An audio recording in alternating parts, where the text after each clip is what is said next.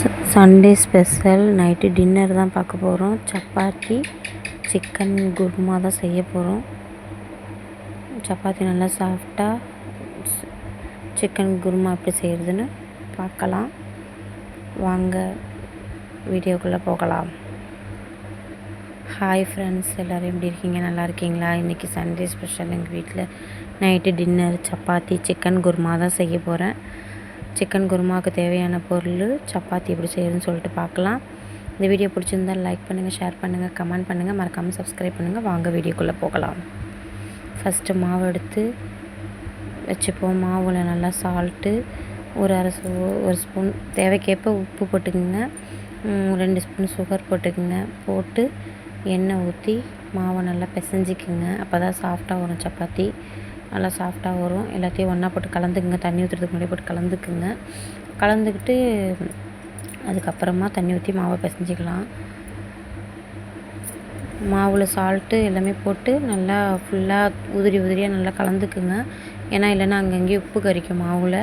தேவையான அளவு சால்ட்டு போட்டு அதுக்கப்புறமா தண்ணி ஊற்றிட்டு சால்ட்டு போட்டாச்சு. சால்ட்டு போட்டு இப்போ நல்லா கலந்து விட்டுப்போம். கலந்து விட்டுட்டு இப்போ தண்ணி ஊற்றிட்டு எண்ணெய் ஊற்றுவோம். எண்ணெய் ஊற்றி நல்லா பிசைஞ்சிப்போம். எண்ணெய் ஊற்றினோன்னா மாவு நல்லா சாஃப்டாக வரும். சப்பாத்தியும் நல்லா சாஃப்டாக இருக்கும். காலைல வரைக்கும் காஞ்சி போகாது, வரன்னு இருக்காது. பிக்கிறதுக்கும் சாஃப்டாக இருக்கும். மாவை நல்லா எண்ணெயை ஊற்றி நல்லா பிசைஞ்சிக்கிங்க. பிசைஞ்சு நல்லா உதிரியாக பிசைஞ்சிக்கிங்க. கலந்துக்குங்க மாவை. இப்போ மாவை நல்லா கலந்தாச்சு. நான் பிசைஞ்சிட்டு உங்கள்கிட்ட காட்டுறேன், பார்த்துக்குங்க. இப்போ மாவை நான் பிசைஞ்சிக்கிறேன் நல்லா. இப்போ மாவை நல்லா பிசைஞ்சி வச்சுட்டேன்.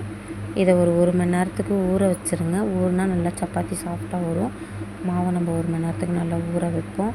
இது அப்படியே கொஞ்சம் நேரத்துக்கு அப்படியே இருக்கட்டும், ஊறட்டும். நல்லா ஊறினதுக்கப்புறமா நம்ம சப்பாத்தி தேய்ச்சிக்கலாம்.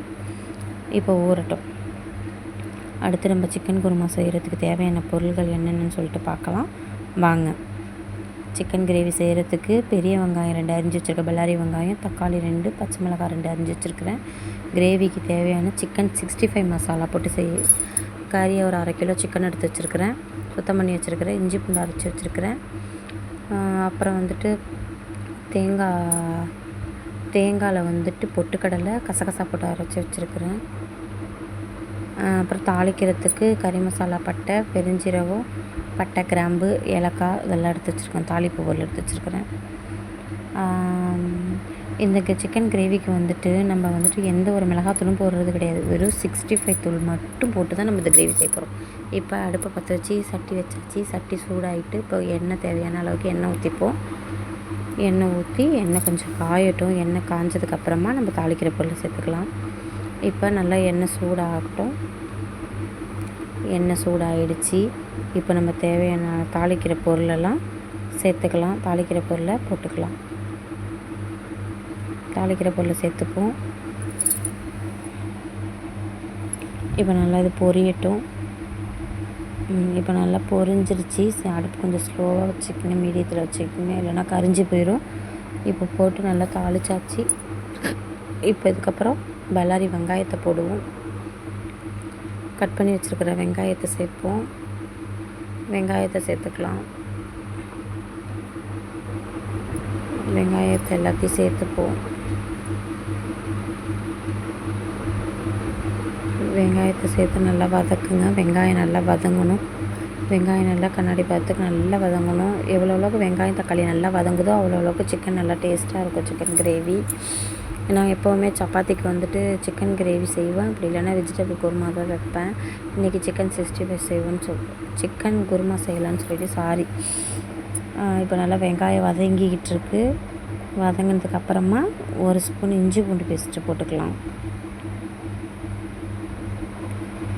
ஒரு 2 ஸ்பூன் இஞ்சி பூண்டு பேஸ்ட்டு போட்டுக்கலாம். நல்லா வெங்காயம் நல்லா வதங்கிட்டு இப்போ இஞ்சி பூண்டு பேஸ்ட்டு ஒரு 2 ஸ்பூன் போட்டுக்கலாம்.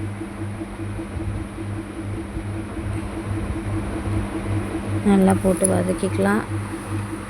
வதக்கினதுக்கு அதுக்கப்புறமா தக்காளியும் பச்சை மிளகாயும் சேர்த்துக்கலாம்.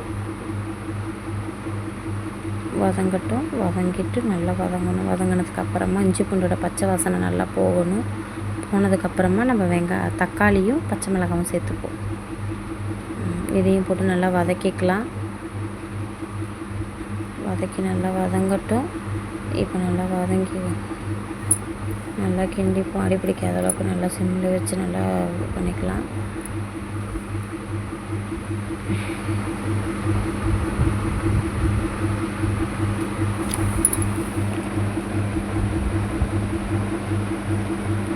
நல்லா கிண்டி விடுங்க, அடி பிடிக்காத அளவுக்கு கிண்டி விடுங்க.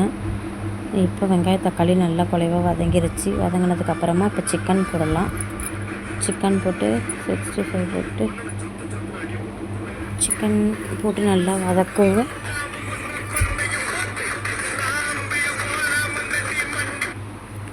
சிக்கனை போட்டு நல்லா வதக்கிக்கலாம். தண்ணி இல்லாமல் சிக்கனை நல்லா வடிகட்டி அதில் சேர்த்துக்குங்க. சேர்த்துட்டு நல்லா வதக்குங்க. வதக்கிட்டு நல்லா வதக்கிக்கலாம். நல்லா சிக்கன் நல்லா அந்த வெங்காயம் தக்காளியோடு சேர்த்து நல்லா வதக்கி குக் ஆகணும்.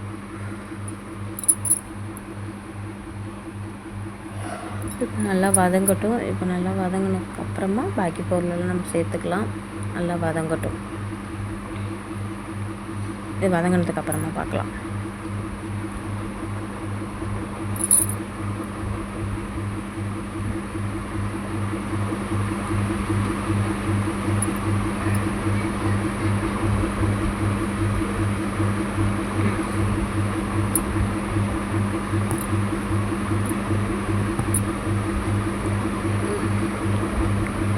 சிக்கன் நல்லா வதங்கிட்டுருக்குது.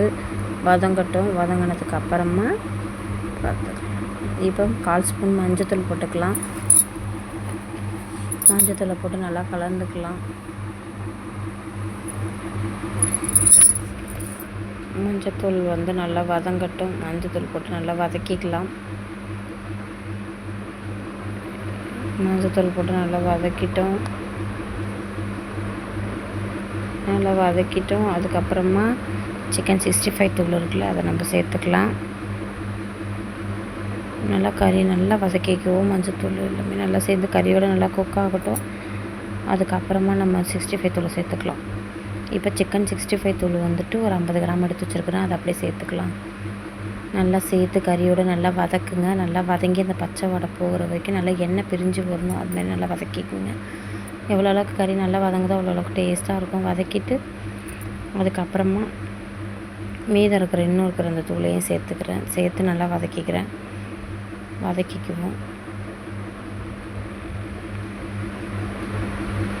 இப்போ கறி இப்போ நல்லா வதங்கிட்டுருக்கு. நல்லா வதங்கட்டும். அதுக்கப்புறமா நம்ம அரைச்சி வச்சுருக்கிற தேங்காய் விழுது சேர்த்துக்கலாம். இப்போ கறி கொஞ்சம் நல்லா வேகட்டும். எண்ணெய் பிரிஞ்சு வர வரைக்கும் நல்லா கொஞ்சம் வேகட்டும். உங்களுக்கு காரத்துக்கு இதில் ஒன்றுமே சேர்க்கல. காரம் ஏன்னா இஞ்சி பூண்டு பேஸ்ட்டு காரமாக இருக்கும், பச்சை மிளகாவும் காரமாக இருக்கும். அப்புறம் சிக்கன் 65 தூள் பொரிக்கிற மசாலா தூள் மட்டும் தான் போட்டிருக்கோம். இதை ஒரு வாட்டி நீங்கள் போட்டு பாருங்கள், நல்லாயிருக்கும். இப்போ தேங்காய் விழுதை எடுத்து ஊற்றிக்கலாம். தேங்காய் அரைச்சி வச்சுருக்கோம்ல, அந்த பேஸ்ட்டை சேர்த்துக்கலாம். சேர்த்து உங்களுக்கு எவ்வளோ தண்ணி தேவையோ, சிக்கன் நல்லா கிரேவியாக திக்காக இருக்கணுமா இல்லை கொஞ்சம் தண்ணியாக ஊற்றி சாப்பிட்ற மாதிரி இருக்கணுமான்னு சொல்லிட்டு நீங்கள் தான் செட் பண்ணணும். கொஞ்சம் நல்லா கலந்துக்குங்க.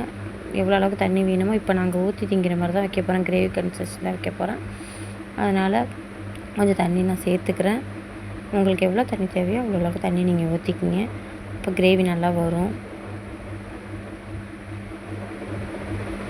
இந்த தேங்காயில் நான் ஒன்றும் போடலை, வெறும் பொட்டுக்கடலையும் கசகசா மட்டும் தான் போட்டு அரைச்சிருக்கிறேன். அதுவே நல்லா க்ரீமி கன்சிஸ்டன்ஸியாக வரும்.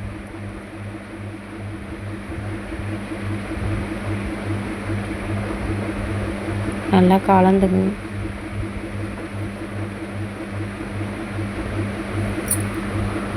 தண்ணி உங்களுக்கு எவ்வளோ தேவையோ அவ்வளோ அளவுக்கு நீங்கள் தண்ணி ஊற்றிக்கலாம்.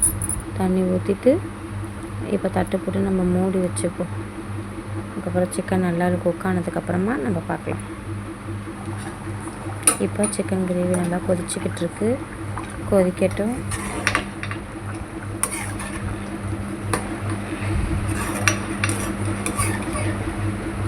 நல்லா கொதிக்குது. நல்லா கிண்டி விட்டுக்குங்க. அடி பிடிக்காத அளவுக்கு நல்லா கிண்டி விட்டுக்குங்க. நல்லா கிண்டி விட்டுட்டு நல்லா கொதிக்கட்டும்.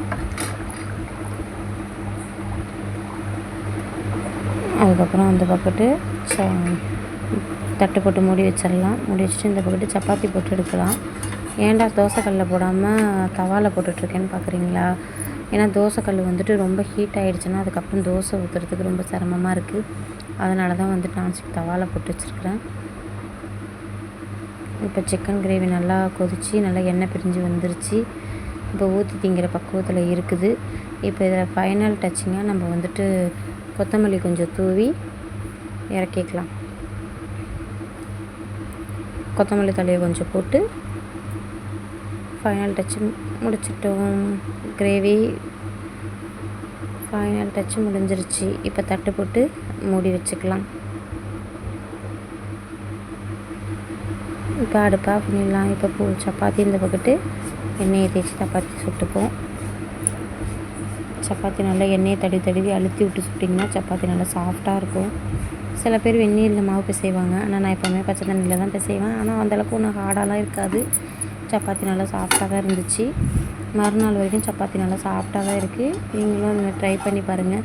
இந்த சப்பாத்தி மாவுக்கு டேஸ்ட் என்னென்னா 2 ஸ்பூன் சுகர் போடுறோம்ல, கொஞ்சம் இனிப்பாக சால்ட்டாக சாப்பிட கொஞ்சம் சப்பாத்தி நல்லாயிருக்கும்.